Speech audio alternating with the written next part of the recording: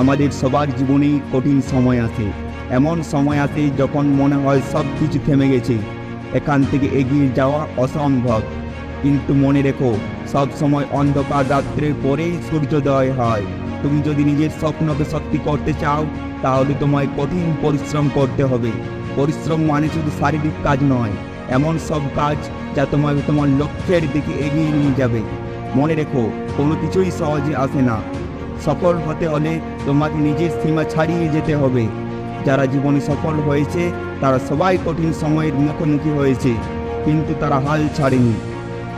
এমন অনেক সময় আসবে যখন তুমি নিজেই নিজের উপর বিশ্বাস হারাবে, কিন্তু এই মুহূর্তগুলোতেই তোমার সত্যিকারের শক্তি প্রকাশিত হবে। মনে রেখো, শুধু বড় স্বপ্ন দেখলেই হবে না, সেই স্বপ্নকে বাস্তবায়িতও করতে হবে।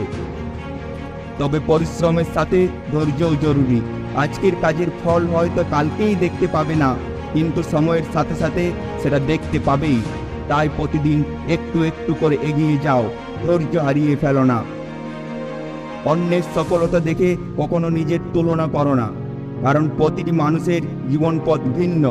তুমি তোমার নিজস্ব পথে হাঁটো, কারণ তোমার সাফল্য তোমার নিজের জন্যই হবে। শেষে একটা কথাই বলবো, তুমি পারবে। একবার নিজের মন প্রাণ দিয়ে চেষ্টা করো, তুমি নিজেই তোমার ভবিষ্যৎ তৈরি করবে।